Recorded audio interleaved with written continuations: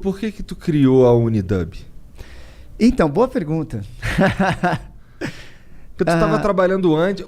O dublador, ele é necessariamente um freelancer? Sim, todo mundo é freela.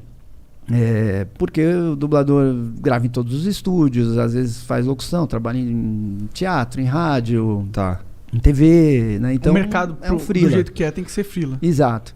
Aí, eu sempre dublei. Aí dublei o Goku. Aí, porra, o Goku foi minha primeira vez, assim, que eu percebi que as pessoas reconheciam minha voz em outras coisas. Que acho que o Goku era tão marcante que passava um filme, é o Goku, né, é o Goku. As pessoas Goku começaram... é de uma nação inteira, tipo, é de uma geração inteira, Sim. foi uma maior referência de homem. Eu sempre reconheci o Goku e o Seiya. Sempre. E aí eu comecei a reparar nisso. E por causa de uma entrevistazinha aqui, uma matéria numa revista daquele nicho específico ali, as pessoas começaram a saber que aquela voz tinha um nome. E aí eu falei, cara, agora eu preciso manter o meu trampo em alto nível. Não dá pra de vez em quando eu fazer fazer um teste. Vamos ver se esse personagem vinga. E não vinga. Não, faz o teste e vai embora. Ou grava mais ou menos um filme. Você tá cansado, você tá não sei o quê. Fazer mais ou menos, ninguém sabe que eu sou. Hoje eu tô cansado, esse filme é uma porcaria. Não, eu tive que manter o meu trabalho em alto nível em tudo. Então foi legal porque o Goku me transformou num profissional melhor. Foi o seu primeiro hit grandão? Acho que foi. Isso foi quando? 99, eu acho, por aí. Aí beleza. Então eu me tornei um dublador, um profissional melhor. Aí quando eu virei diretor, eu passei a ter um nível de exigência que eu tinha comigo mesmo dublando, então me tornei um bom diretor. E aí me tornei coordenador artístico da Alamo. Alamo. Versão brasileira, Alamo. Que da hora, né? Você tem história nesses lugares. Sim, aí, né, pô, mano? Você trabalhou na Herbert Richards também? Uma vez. Uma vez. Porque a Herbert era no Rio, né? Uhum. Mas é legal essa história, me lembro de contar. Tá. Aí, eu comecei eu gostava muito do meu trabalho, que também tem outra história aí, né? Eu fazia teatro, novela, tudo assim que o ator faz, publicidade. Qual novela que tu fez? Onde eu conheci o Celton foi na Braço de Ferro, uma novela na Bandeirantes, década de 80. Fiz umas 3 na Bandeirantes, umas 2, 3 no SBT. Fiz algumas coisinhas na Globo. Então você já fazia coisa Vou procurar umas paradas de trabalhei lá, bastante, novão lá, fazendo imagina ele lá, imagina, galãozão. Imagina. Aí, eu era Ronald McDonald e tal. E aí eu escolhi ficar na dublagem. Um dia eu falei, puta, eu vou parar tudo e vou ficar na dublagem, porque era o que eu gostava de fazer. Cara, era o que eu mais gostava de fazer. Só uma pausa. Como é que tu foi parar sendo Ronald McDonald? Então, isso aí tá aí um bagulho que eu não esperava. Eu já não lembro nem porque que eu tava falando, que você tinha perguntado. Não, eu te perguntei por que tu criou a Unidub. Isso, olha, eu não ia chegar nunca nisso aí. Então eu sempre fiz coisas que eu gostava, sempre. Então, tipo, eu jogo poker. Então eu jogava com os amigos, tinha dia que tava chato, eu dava um all-in, nada a ver e tal, e ia embora. Eu saio fora quando eu não tô gostando das coisas. Uhum. E aí a Alamo fechou.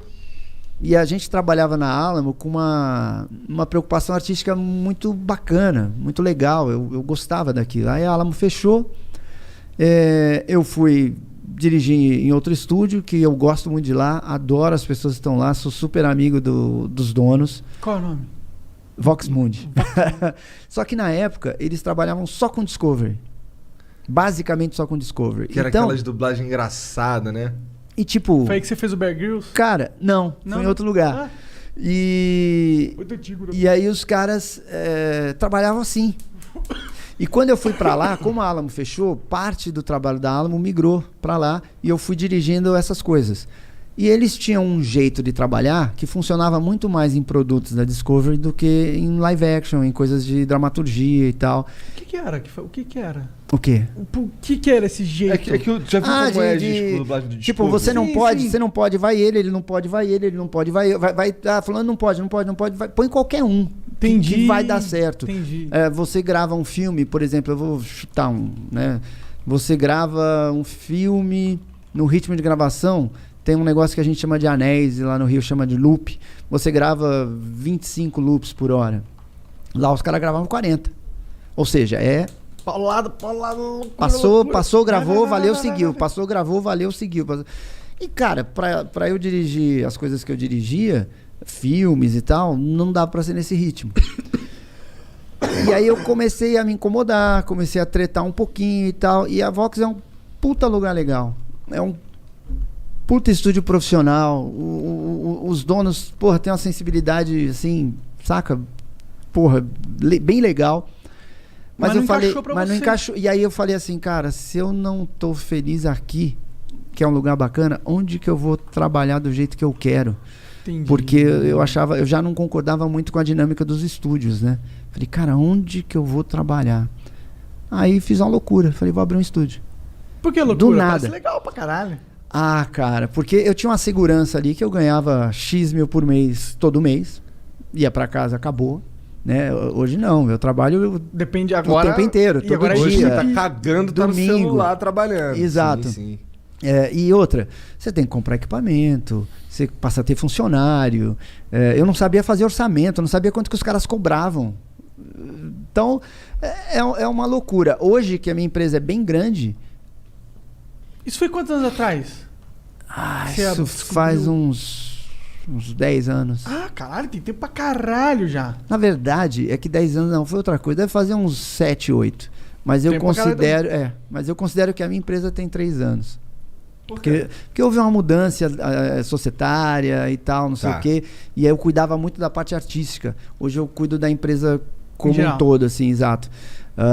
Então foi uma loucura você largar a certeza da grana e da comodidade por arriscar pegar o dinheiro que você tem e comprar equipamento, alugar uma casa, montar estúdio. Mas a vida não é isso, cara. A vida é isso, porra. Então foi isso, entendeu? Eu falei, porra, eu quero trabalhar num lugar que seja do jeito que eu goste. E como eu não via essa perspectiva, eu falei... Vou fazer o meu. Foda-se, vou fazer o meu. Eu adoro isso. E aí foi legal pra caramba. Foi muito difícil no começo? Descobri muita coisa. Até hoje é difícil pra caramba. Não, imagino, mas no começo deve ter sido assim. Então, engraçado, no começo eu não tinha essa consciência. Eu tava tão voltado a fazer o trabalho do jeito que eu achava, que no começo, puta, era divertidíssimo. Eu tava muito feliz. Não entrava muito dinheiro e tal, mas tudo que eu fazia de um jeito assim, saca? Caralho, era isso que eu queria estar fazendo mesmo, acertei. Exatamente, do tipo fazer uma loucura. O Fábio Lucindo dublava o Zac Efron.